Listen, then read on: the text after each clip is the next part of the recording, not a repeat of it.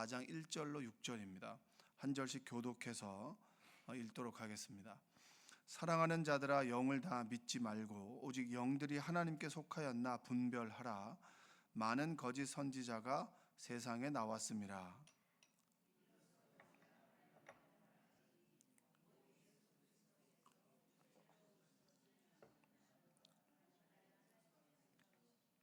예수를 시인하지 아니하는 영마다 하나님께 속한 것이 아니니 이것이 곧 적 그리스도의 영이니라. 우리라 한 말을 너희가 들었거니와 지금 벌써 세상에 있느니라.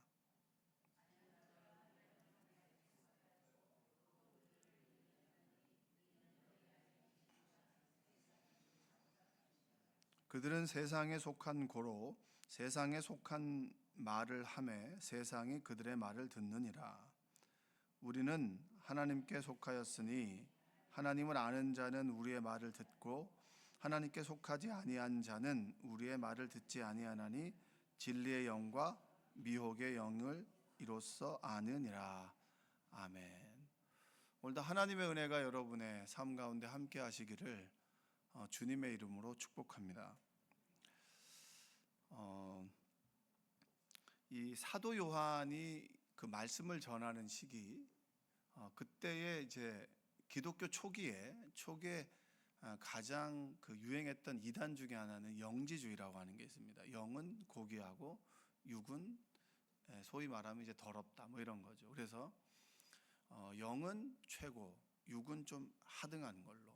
근데 여러분 건강 관리 하십니까? 안 하십니까? 건강 관리 하시죠? 그렇죠? 건강한 육체에 건강한 정신이 깃들고 건강한 정신은 건강한 육체를 동반하게 됩니다. 그러니까 영과 육에 대한 지금은 이제 뭐 이분법적인 그런 부분 자체에 대한 얘기가 덜한데, 그때만 해도 영은 아주 고귀하고 육은 아주 천하다라고 하는 그런 인식, 영지주의가 있었기 때문에 오늘 그런 배경 속에서 이 그 사도 요한이 했던 4장의 말씀이 이제 진행이 됩니다. 사무엘상 28장에 보면은 사무엘이 죽고 난 다음에 사무엘이 블레셋과의 전쟁을 이제 하게 됩니다.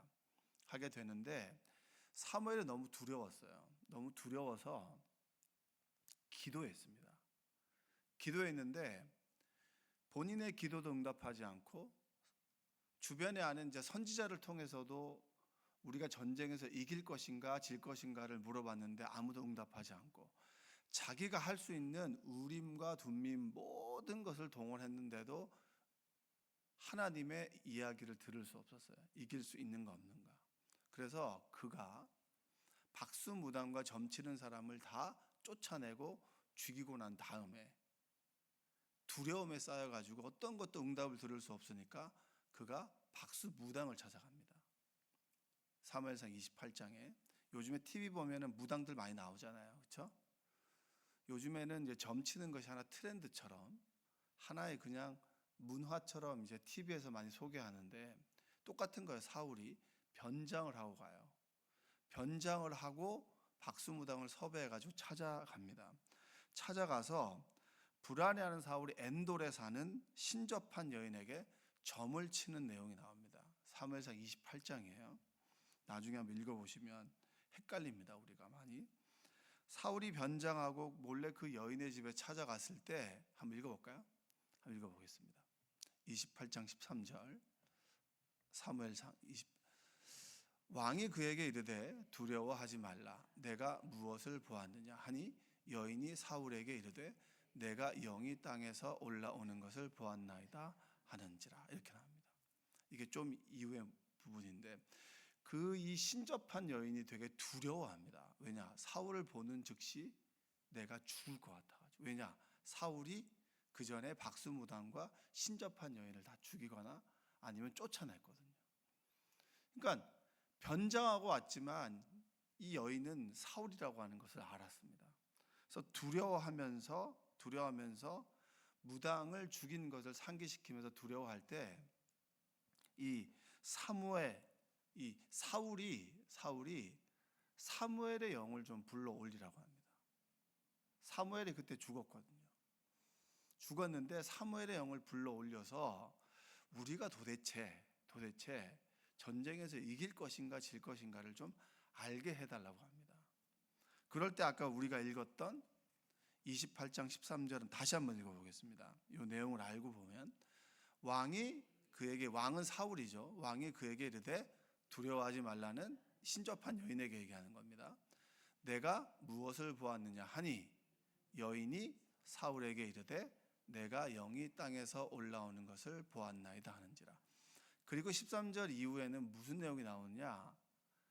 사무엘과 사울이 대화하는 내용이 나와요. 대화하는 내용이 나옵니다. 이 사울이 이제 신접한 여인을 통해서 불렀던 이 사무엘은 누굽니까? 이게 굉장히 어려워지는 거예요. 이 본문을 가지고 논문을 쓴 그런 이제 그것도 되게 많이 있거든요. 하나님께로부터 왔는가? 아니면 이게 귀신인가? 여러분 주변에서도 보면요, 이런 거 잘 얘기하는 사람이 있고 분별하는 사람이 있고 이런 거 분별 없는 사람이 있습니다. 자, 하늘로부터 오고 땅에서부터 오고, 땅에서부터 온 거는 뭐고 하늘로부터 온 건 뭡니까? 주로 표현에 의하면 하늘로부터 온다고 얘기합니까? 땅에서부터 온다고 얘기합니까? 하늘로부터 온다고 얘기하죠. 그렇게 우리가 표현합니다. 근데 여기는 사무엘은 땅에서부터 올라온다고 합니다. 그럼 이건 뭐예요? 귀신인 거예요, 귀신. 성경에 쓰여질 당시에서도 지금도 귀신은 존재한 거죠. 그래서 땅에서 올라오는 영은 하나님으로부터 온 영은 아니다, 이겁니다. 귀신일 뿐이에요. 우리가 이거 잘 분별할 수 있어야 됩니다. 1절 한번 읽어볼게요. 오늘의 본문의 1절. 사랑하는 자들아, 영을 다 믿지 말고 오직 영들이 하나님께 속하였나 분별하라. 많은 거짓 선지자가 세상에 나왔습니다. 자, 영적인 것을 많이 이야기합니다. 영적인 것을 이야기하는데 성령을 이야기하느냐 아니면 귀신의 영을 이야기하느냐, 하나님으로부터 온 영, 성령 하나님을 이야기하느냐, 성부, 성자, 성령을 이야기하느냐, 아니면 귀신을 이야기하느냐, 이걸 분별하라고 얘기를 합니다. 분별하라고. 모든 영이 하나님께 속한 것이 아니다라고 하는 겁니다. 교만하여 이 땅에 내쳐진 루시퍼, 소위 마귀라고 하죠, 그렇죠? 마귀, 사탄, 그리고 그의 졸개들인 귀신을 얘기할 수도 있습니다. 그리고 2절 한번 볼까요? 2절. 이로써 너희가 하나님의 영을 알지니 곧 예수 그리스도께서 육체로 오신 것을 시인하는 영마다 하나님께 속한 것이요. 자, 그때 당시에는 어떻게 하나님께서 우리 육신 안에 임할 수 있느냐? 그러니까 우리가 믿는 하나님께서 육신의 옷을 입었다라고 하는 성육신에 대한 교리는 그냥 사람들의 입에 의해서 고백되어진 게 아닙니다. 이걸 부정하는 사람들이 굉장히 많았어요. 그래서 제가 초서두의 영지주의라고 말씀드렸죠. 영은 고귀한데 어떻게 하천한 이런 죄 가운데 있는 육과 함께 하느냐, 하나님께서 육신 가운데 함께 할 수 없다, 이런 사상들이 되게 많이 있었습니다. 이게 영지주의. 그래서 영적인 것만 추구하는, 영적인 영안이 열렸어, 이 영적인 것만 강조하다 보면 육체를 아주 하찮게 여기지만 하나님께서 영과 육을 함께 우리에게 주셨죠. 이것에 균형이 있는 겁니다. 그래서 2절의 내용은 그런 겁니다. 예수 그리스도께서 육체로 오신 것을 시인하는 영마다 하나님께 속하는 것이다. 부인하는 것은 하나님으로부터 오는 말씀이 아니라는 거예요. 예수님을 구세주로, 그렇죠? 거짓 선지자는 양의 옷을 입고 나타난다. 양의 옷을 입고 나타난다. 양의 옷을 입고 나타나는 것처럼 나타나지만 그것은 거짓 선지자다, 이런 겁니다. 예를 들면 여러분들이 한번 들어보셨을 거예요. 이게 막 지금 겉도는 이야기 같죠, 그렇죠? 무슨 이야기하는지 구체적으로 여러분에게 다가오지 않는데, 여러분이 교회를 선택할 때 하나의 기준이 있습니다. 저는 기준이 있어요. 예전에 제가 사역을 했을 때 신방 전사님이 계셨는데, 그분이 신방만 갔다 오면은 이 교인들이 굉장히 좀 시끌시끌했었어요. 이 그분이 들고 나온 내용이 뭐였냐면 각에 흐르는 저주를 끊어라, 뭐 이런 거였습니다. 90년대에 각에 흐르는 저주를 끊어라 이렇게 책이 나왔고, 그 이후에 2007년도에 세 권의 책이 나왔던 것 같아요. 요 비슷한 내용으로. 그래서 2007년도에는 각에 흐르는 저주를 이렇게 끊어라 이렇게 책이 나왔습니다. 이거 들어보셨어요? 근데 이 책은 뭐 안 읽어본 사람도 많아도 여러분 가운데 이런 게 있습니다. 자식이 뭔가 잘못되고 뭔가 사고가 일어나고 어려움이 생기면 내 죄 때문에 그런가? 이런 생각 해보셨어요? 내가 예전에 그 죄를 지어서 애들이 죄를 대물려 받나? 내 죄가 있어서 이런 일이 생기나? 내 죄값을 치르는 건가? 이렇게 이야기하는 사람들이 있고요. 우리 마음에 이런 거에 덜컥 이렇게 드는 경우가 있습니다. 근데 그 전사님이 한참 얘기했던 게 각에 흐르는 저주를 끊어라 이렇게 얘기합니다. 이렇게 들으면 어때요? 여러분 굉장히 두렵지 않아요? 두렵지 않으면 그때 굉장히 교인들 두려워했었어요. 그리고 그 전사님 가면은 2년 전년 해가면서 막 욕을 하고 막 기도하라고 얘기하고 만찰 막 이런 걸 하고 이랬었단 말이에요. 교회가 좀 시끌시끌했었습니다. 물론 그 전사님이 이제 교회를 사임하셨죠.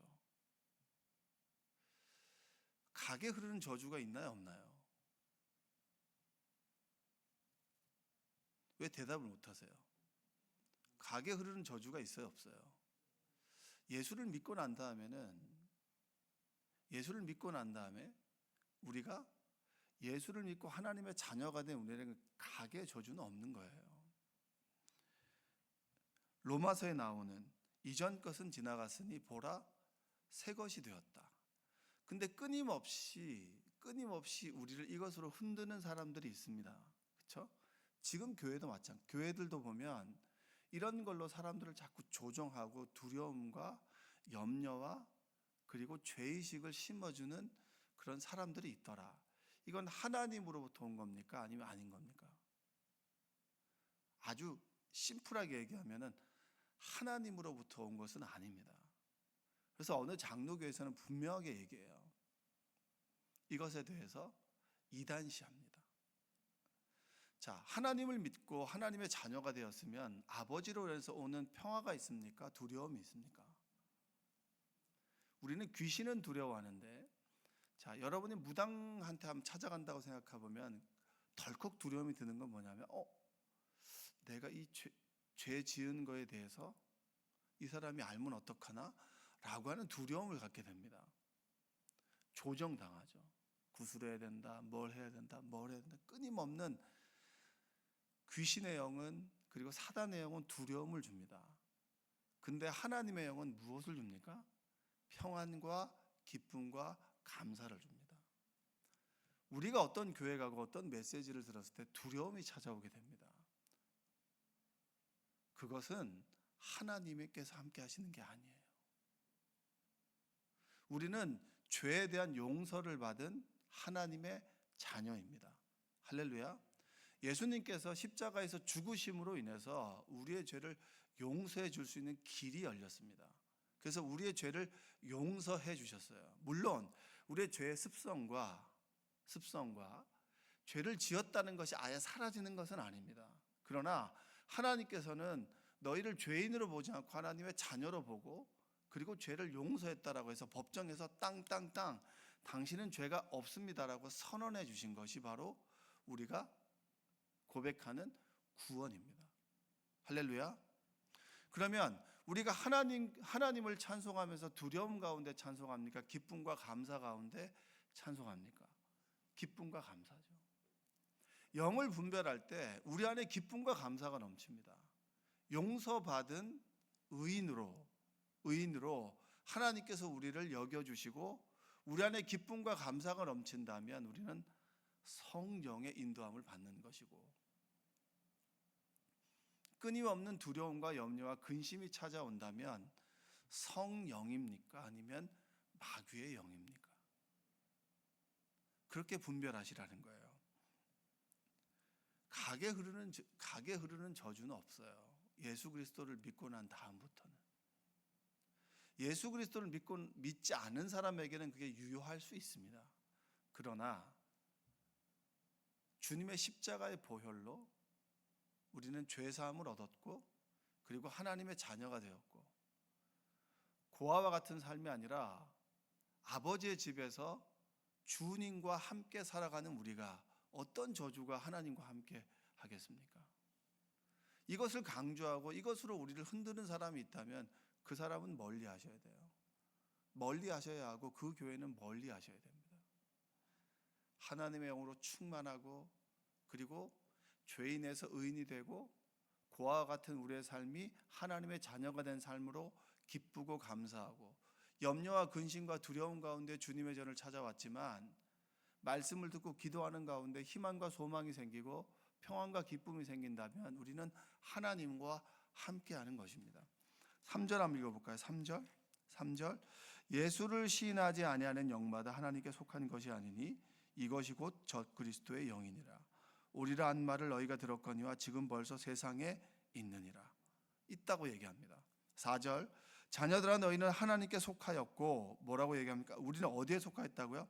하나님께 속하여 또 그들을 이기었나니 이는 너희 안에 계신 이가 세상에 있는 자보다 크심이라. 우리 안에 있는 성령께서 어떤 것과 비교할 수 없이 크다라고 하는 거예요. 근데 왜 우리는 두려움이 찾아올까요? 때로 이것은 마귀의 영이 아니라 우리가 육신의 연약함 때문입니다.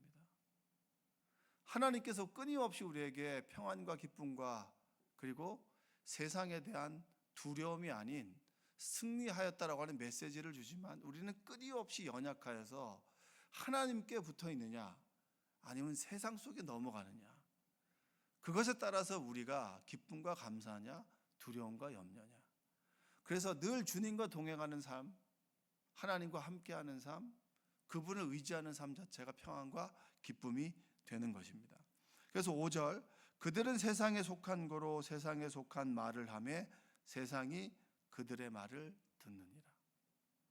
세상과 함께하느냐 하나님과 함께하느냐. 여기 계신 분들은 왜 잠을 깨우고 여기 와 있습니까? 우리는 본능적으로 알아요. 하나님과 함께하는 삶이 기쁘고 감사하다라고 하는 걸 알아요. 그리고 우리가 부르짖을 때 하나님께서 나의 부르짖음을 들어준다라고 하는 것을 우리는 압니다. 그래서 여기에 있는 거예요. 하나님께서 우리의 부르짖음에 응답한다라고 하는 것을 알고 있습니다. 그러나 그 하나님의 응답까지 그 시간 동안 내가 끊임없이 흔들리는 내 연약함 때문에 하나님께 우리를 붙들어 매기 위해서 이곳에 나와 있는 겁니다. 이곳에 있을 때 하나님께 주시는 기쁨과 감사가 넘치기 때문입니다. 이전 것은 지나갔으니 보라 새 것이 되었다. 우리는 마귀의 영과 세상의 영을 받은 사람들이 아니에요. 예수 그리스도를 주라고 고백하는 그 순간에 성령께서 우리 안에 내주하시고, 우리가 하나님의 말씀을 듣고 하나님을 찬양할 때 하나님의 영으로 충만하여 세상을 이기게 됩니다. 할렐루야. 그게 바로 그리스도의 영이요 하나님의 자녀입니다. 우리는 하나님께 속하였고 세상에 속하지 아니하였다. 그러나 왜 우리는 세상에 남겨져 있느냐? 이곳에서 우리가 해야 될 사명이 있는 거예요. 믿지 않는 자들 끊임없이 하나님의 품으로 인도하는 전도의 사명도 있고, 나에게 맡겨진 사람들을 끊임없이 주님으로 인도할 수 있는 그러한 사명이 우리에게 남겨져 있는 겁니다. 예수를 믿는다고 하지만 아직 하나님을 모르는 사람도 있어요. 그럼 그 사람들의 끊임없이 하나님의 사랑과 하나님의 인도하심을 전해야겠죠. 교회에서도 보면 구원의 확신이 없는 사람도 있습니다. 그럼 그들은 어떻게 해야 될까요? 그들을 위해서 기도해 줘야죠. 하나님을 알도록, 하나님께 깨어 있도록.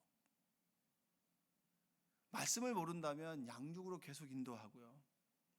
그리고 양육 가운데 끊임없이 하나님의 말씀을 깨달을 수 있도록 기도해 주는 사명, 그것이 바로 우리에게 있는 겁니다. 그래서 우리가 세상에 남겨져 있는 거예요.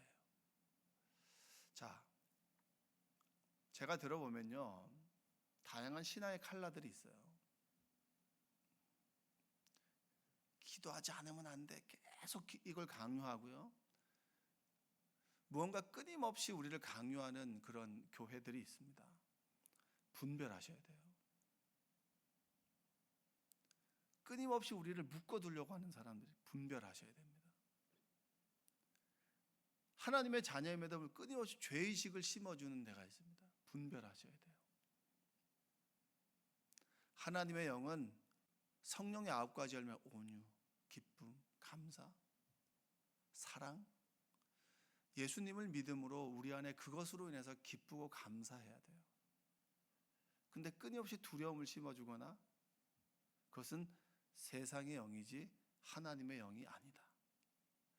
우리가 이것을 분별함으로 신앙생활이 하루하루 기쁘고 감사했으면 좋겠습니다. 우리가 정말 기도하는 것이 응답되지 않는다 할지라도 주실 것을 믿고 감사할 수 있고, 하나님께서 우리를 푸른 초장으로 인도해 주신다라고 하는 것을 믿고 오늘 하루 감사하며 기쁨 가운데 살아갈 수 있습니다.